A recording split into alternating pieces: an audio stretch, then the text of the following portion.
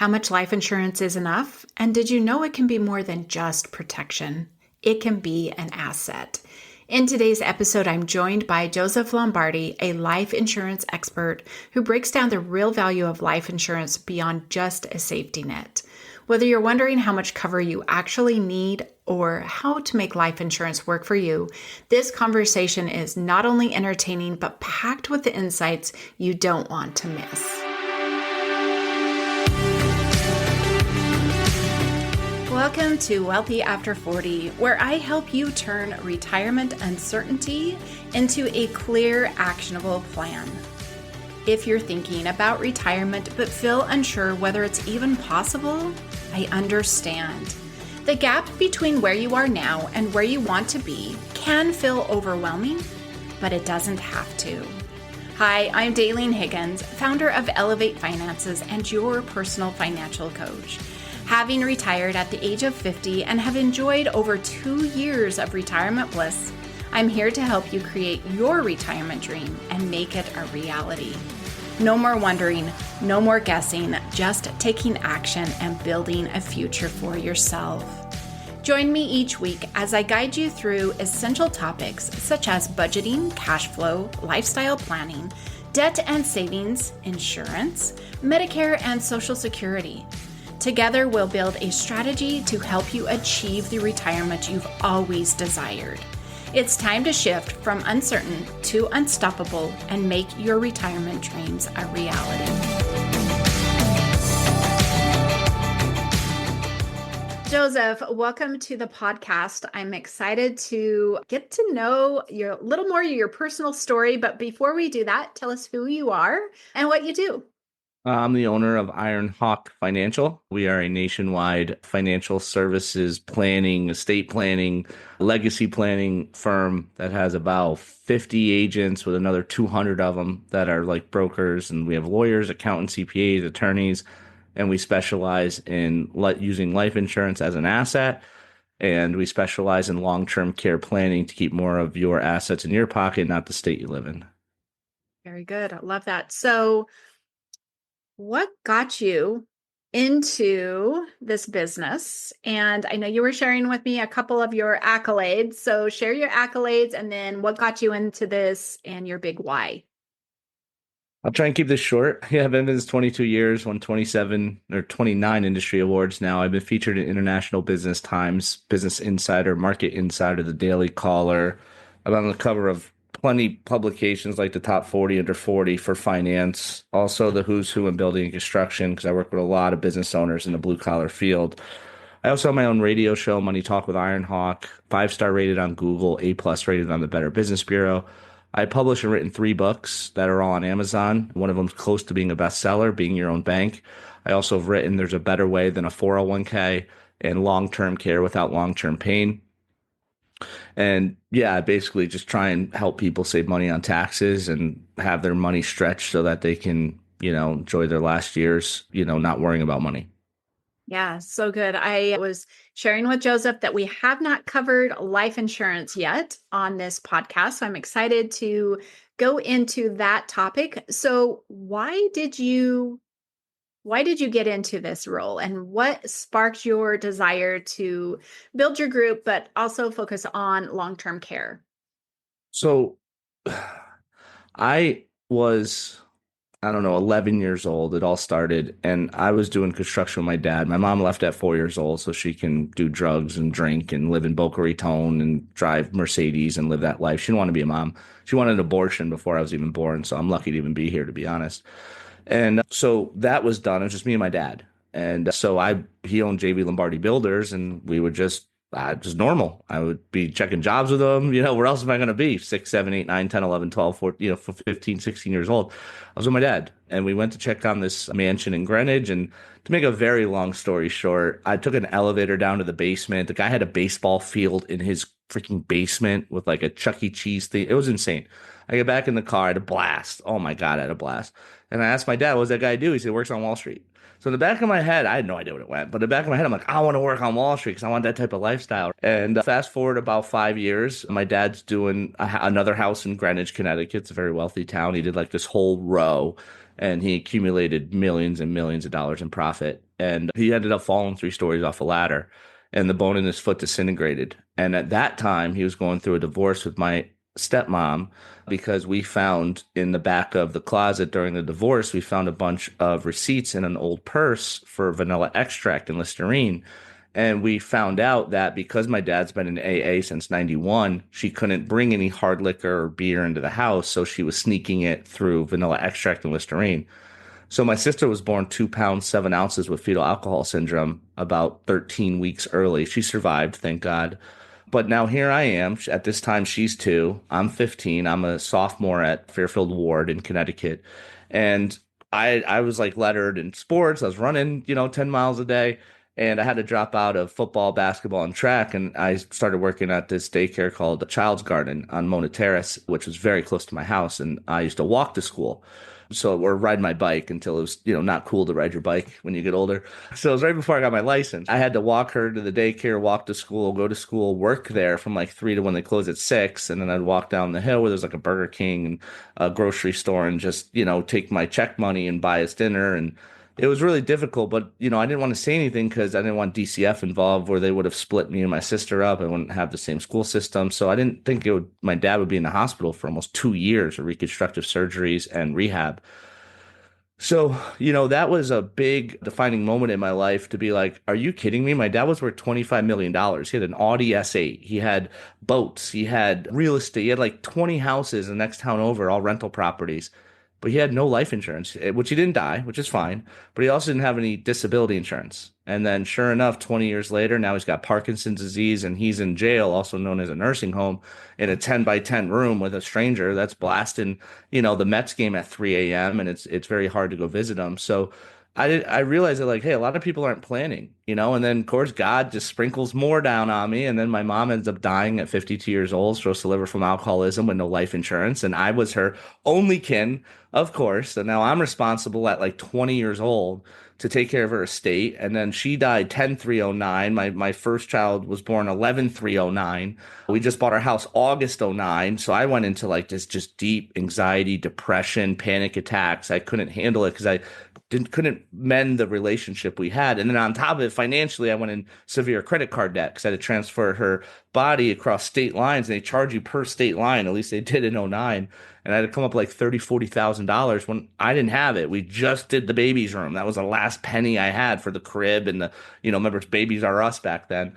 And that was like $5,000 on a credit card I didn't have. And then I got another 40. It was a complete nightmare. And then about 2 years after that, my grandmother loses her husband, who owned Lombardi Masonry, built all the Westfield shopping malls in New England, their foundations. So she inherited about 4.55 million bucks. It took my grandfather 40 years to build. And then she had a stroke, led to dementia, because on top of losing her husband, she loses her son, my uncle, through Agent Orange, from battling cancer for years because of that when he was in the Vietnam. So, she was in Ludlow Nursing Home across from Sacred Heart University in Connecticut for 7.5 years, which 5 million gone. Because what people don't understand, like for every dollar you need for care, it actually costs you $2. Because you have to cash out IRAs, 401ks, real estate. You got to pay realtor, capital gains, ordinary income tax, federal tax, state tax, FICA, Medicare, unemployment, Social Security tax. So by the time you get the dollar, it's 48 cents. So, that money was gone. And I'm sitting there and I'm like, holy crap. My family were very hard workers. They owned businesses. They employed hundreds of people. They made, the world a better place, but they never thought that like anything can happen to them. And of course, my dad, being an old guinea, he was like, "Oh, I'm Superman," and he was. His calves were like this big, And but things happen out of your control, and I really realized that like how many other contractors and business owners and blue collar business owners don't have that. So I started on I-95 from Connecticut going down to New York City, and I would drive really fast in the left lane. As soon as I saw a truck, 123 electric, ABC plumbing, I'd pull behind them. And I'd be like, hey, purpose of my call, my father was J.V. Lombardi Builders. You fell 3 stories off a ladder, lost everything. Can I buy you a cup of coffee? Make sure it doesn't happen to you and your family. And I started killing it because no one had anything. Like these business owners were like, I never thought of that. Like I'm insured up to what with liability, workman's comp, auto, home, health insurance. I don't want another freaking insurance policy.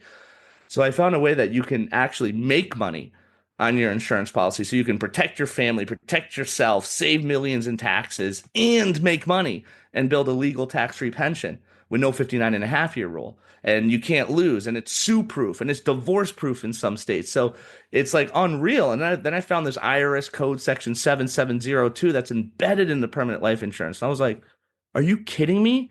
And it like smokes 401ks and IRAs from the standpoint of fees, growth, downside protection, liquidity, and so I just went nuts. And I just, for the last 20 years, just been building my business unbelievably up to over 2,000 clients and over $2 billion of protection rollovers in 39 states. And I'm licensed in all 50.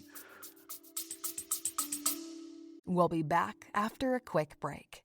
You've worked hard, saved what you could, and now retirement is on the horizon. But instead of feeling confident, you're stuck in uncertainty and wondering if you're truly prepared.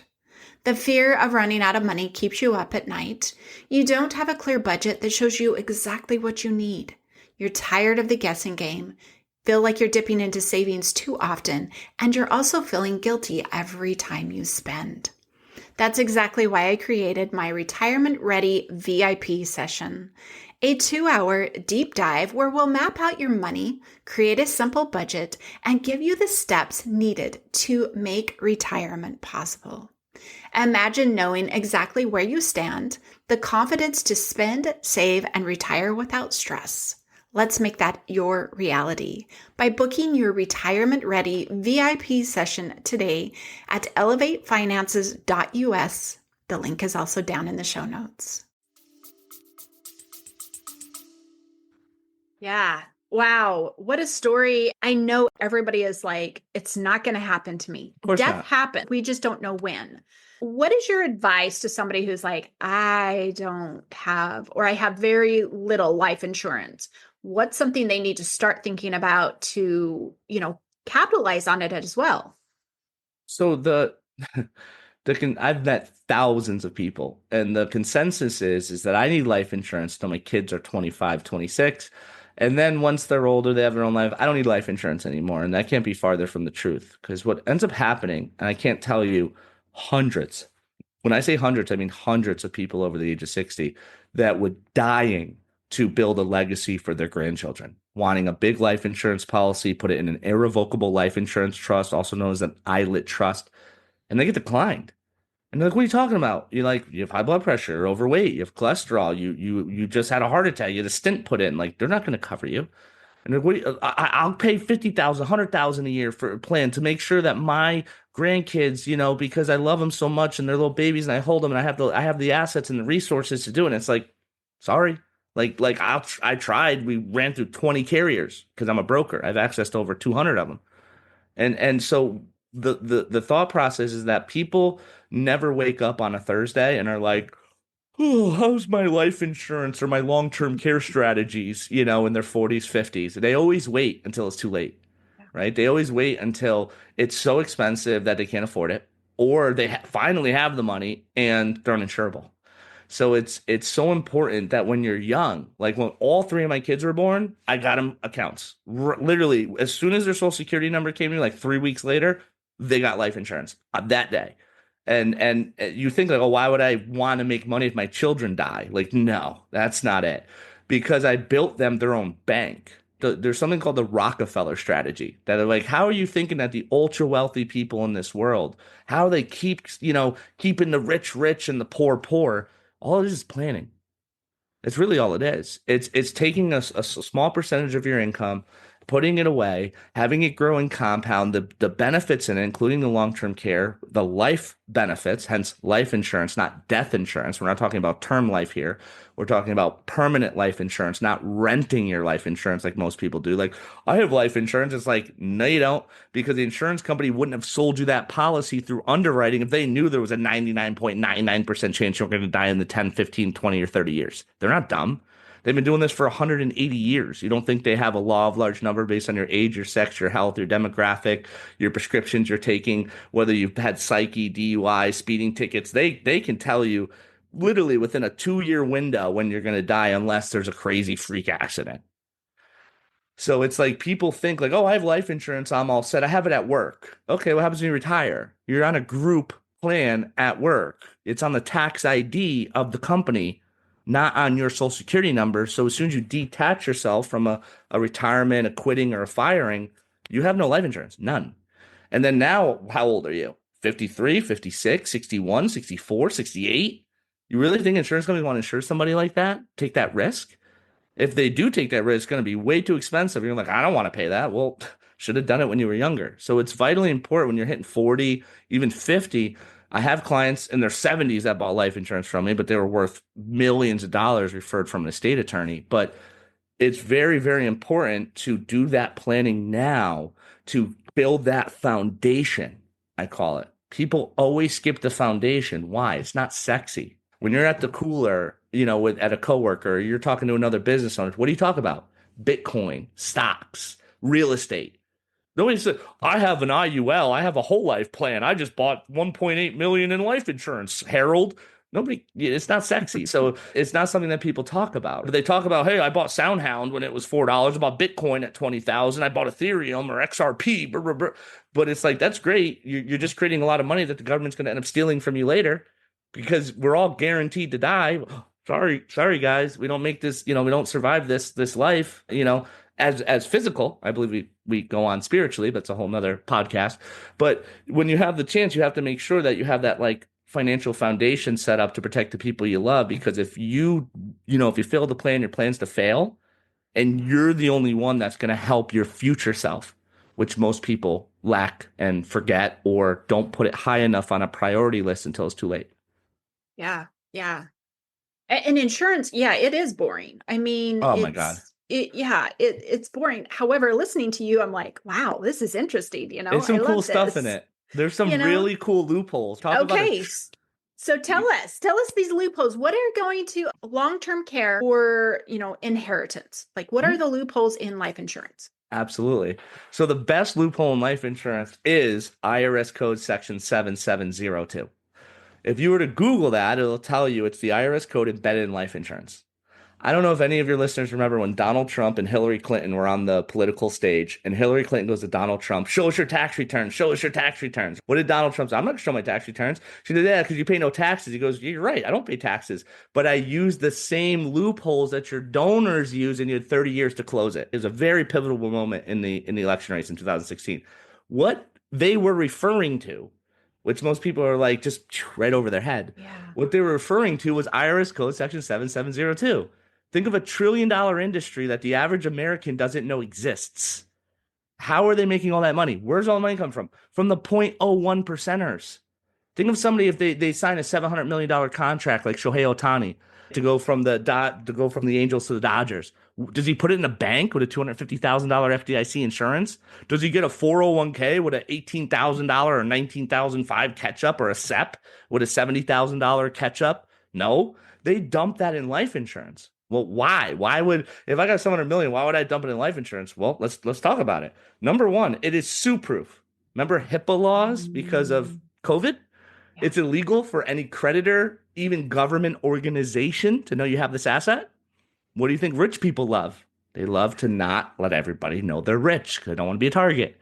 So they hide their money in life insurance. Then what else? Well, what if they get divorced? Well, if it's inside of a trust, they can't touch it. So, you hear about these stories of like, a athlete gets divorced and the soon to be ex-wife's like, I'm taking half your money. He put all his money in his mom's name. It's the same thing what they do in trusts. So they get it out of their name. And no, I'm not advocating people to do that to hurt your spouse, but it's just something that the ultra rich think about, especially if they're not married yet. So they have that set up, right? What else? Well, you can't lose. What do you mean you can't lose? Well, there's two types of permanent life insurance. One is a whole life plan, which is like a bond portfolio for very conservative investors. You're going to average 6 to 7% tax-free on your money, and you may be squawking at that when the market's been getting 30% in the last 12 months. But what does the S&P 500 average in the last 20 years? 7.6%. What does life insurance average in whole life average in the last 20 years? Right around 7.6%. One is taxable, so there's half your gains because you're in bed with the government when you're in a 401k or an IRA. And one's tax-free. Which one do you think nets more? Well, you have fees of life insurance. You have fees inside of 401ks and IRAs, 12B1 fee, Class A share fund fee, money management fee, annual account fee, mutual fund expense fee. No, Wall Street has been in bed with the 401k market for the last 30 years. I worked in Wall Street for 6 years. I know it. I used to sell I was securities licensed for 17 years. It is a very dark, demonic place because they're taking 1 or 2% of your money, whether you win or lose. And they don't care. Their goal is just to take as much qualified money as they can, put it under management, and they just throw it in a target fund. And 80% of those money managers can't even beat the S&P 500. So you think like, oh, I'm all set. It's like you are all set. It's set up. That's what you are because you have the government that's going to take half your money when you pull it out in FICA, Medicare, federal, state, unemployment, Social Security tax. Then you have with all the fees, 1 or 2% compounding for 30 years, not on your contribution, like we get paid on life insurance, on the total account value. So you think if you start, I only start at $15,000 a year, he's only taking $1,500. But what happens 20 years from now, it grows to $1 million, he's taking 10 grand. How about when it goes to 3 million, he's taking 30 grand, which is more than your first 2 years of contributions he's taking 20 years from now, or she is. So you have to, people have this short-term memory loss that it's all about instant gratification and now. Well, if I offered you two amounts, $2 million tax-free or $2.8 million taxable, which one do you want? Well, most people say, I'll take the 2.8. Well, if it goes through taxes, you're going to get like 1.6. Mm-hmm. The cash that you build inside of life insurance, especially permanent, index universal life, variable universal life, which I don't like, but we don't have to go down that road, or whole life, which is for very conservative people. So it's just like a bond or a CD type of life insurance account. When you build those up, that money is yours. Like it's liquid cash. There's no 59.5-year rule, unlike a Roth IRA. There's no 10% penalty, unlike a Roth IRA. There's no FILO, which I know I'm speaking Spanish, but it means first in, last out, and that is in a Roth IRA, meaning if I put 10,000 in it and it grows to 20,000 and I need the money before I'm 59.5, the government is going to penalize you, federal tax, state tax, FICA, Medicare, all taxes and fees on a tax-free asset? Really? And what's the percentage of somebody taking money out of a retirement account? It's like 70%, or the government wouldn't bother putting a 10% penalty in.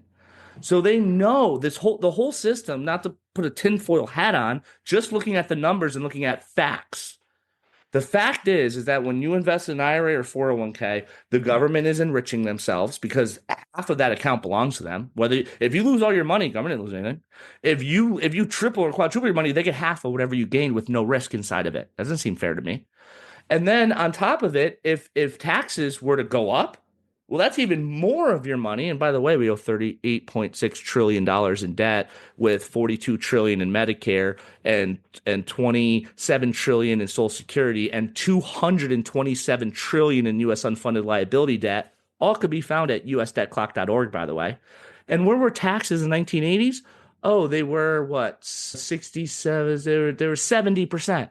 And the 80s, not 1802, 1984, 5, 6. How about 1963? Where were taxes? 91%. So if you don't think it can happen, yes, Trump won, which is amazing. Sorry to be political, but I'm saying for monetary reasons and other things, not whatever. I'll just shut up with that aspect. But if you understand exactly where things are going and all of your eggs are in one basket, they're all taxed. They're all high fee. They're all illiquid. They're all tied to the market, including your business, including your home. You're not diversifying. Market goes down, you lose. Taxes go up, you lose. Interest rates go up, you lose. Inflation goes up, you lose. Let's talk about life insurance. When taxes go up, you lose nothing. When the market goes down, you lose nothing. When interest rates, inflation go up, you make more money. So knowing how much money was printed in the last 4 years compared to more than the existence of the United States of America combined, you see the stock market going up. Do you know what people are making in index universal life policies documented over the last 20 years?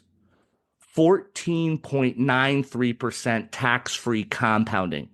I just told you the S&P is averaging like 7.5. That's not double. That's quadruple. Because the S&P 500 is usually invested in what? IRAs and 401ks. That would net you about 3.5%, 4%. This has been averaging 14.93 documented, tax-free. So you're talking about a 400% up When the market lost in 2022, which everyone has short-term memory, like, no, the market in the last 12 months is up like 40%. Cool. 2022, the market was down like 20 something percent. My clients lost nothing. So when you take a look at it, for every 1% you lose, if let's say you lose 50%, for every 1% you lose, you need 2% to break even. And this is where people lose math. And I know I'm long-winded. I'll end with this. If you had $100 and you lost 50%, you have $50.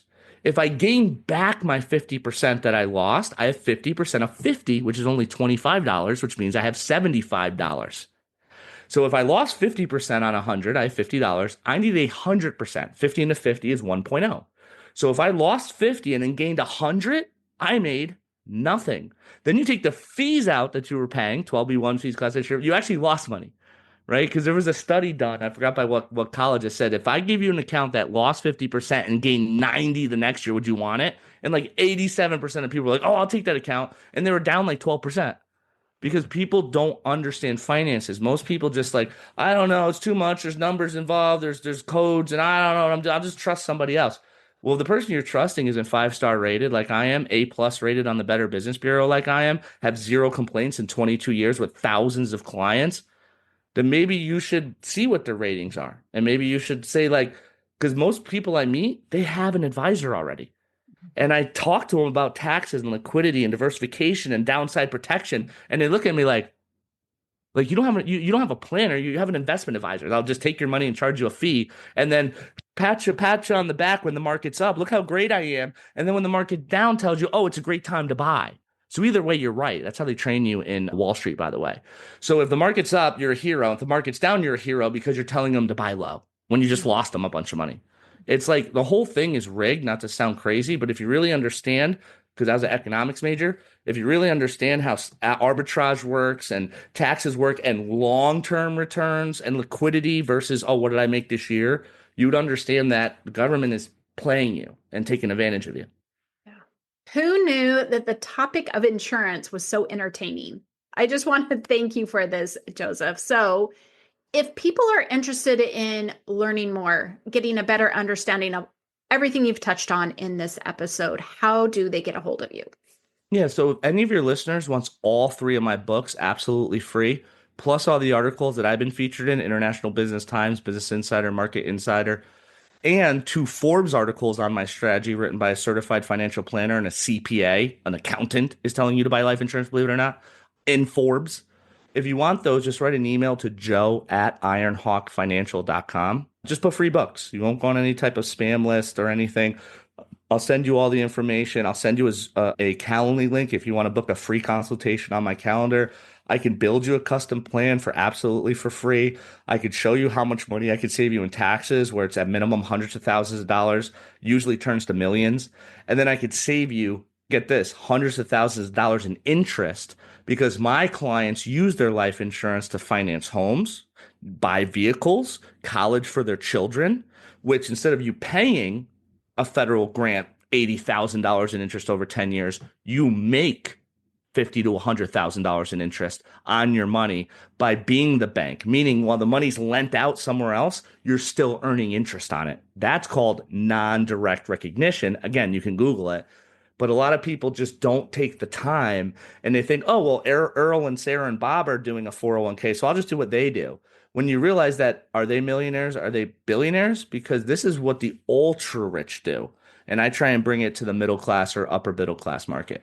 Yeah. And I appreciate that. So email Joe, get your list of books, schedule that consultation to learn more. He's licensed in 50 states, so he's going to cover you. Joe, thank you for taking the time. And is there one last thought you have for us? You can go to my website, www.ironhawkfinancial.com. There's a contact us button, name, phone number, email me or somebody on my team will reach out to you. But I mean, at the end of the day, most of your listeners are doing the right thing. They're saving for their retirement. They have a term policy set up in case they die today. They have some sort of 529 or CHET plan for their children. So they're trying to do the right thing. But just know that, you're doing the right thing. You're just doing it the wrong way. And I've lived by one last thing, that men lie, women lie, numbers don't lie. I can show you the numbers where I can save you and make you so much more money than you can with your current strategy. And even if you don't want to work with me, just find somebody in your area that knows what they're doing. And I promise you that you will be so happy to sleep at night knowing that when either God calls you to go or God calls you to stay a little bit longer than maybe you want to, you didn't exhaust everything and give everything away. Yeah, I love that. Thank you for that advice, and thank you for being here. Thank And you. I appreciate you letting me use your platform and oh, I yes, really enjoyed this. I appreciate you very anytime. much. I did as well. Thank you so much.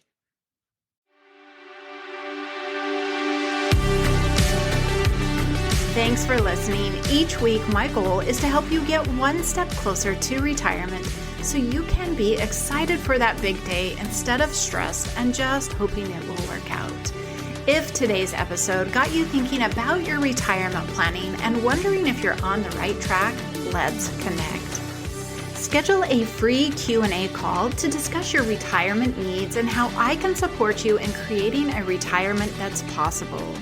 Or if you know you're ready, schedule your Retirement Ready VIP session to dive deeper into your retirement goals and design the life you want. Complete with a personalized roadmap, you'll be on your way to a dream retirement. Don't wait to take action. You deserve the retirement you dream about. Be sure to take that first step today. And if not, be sure to tune in next week for the episode to learn more and move yourself to a retirement that's possible.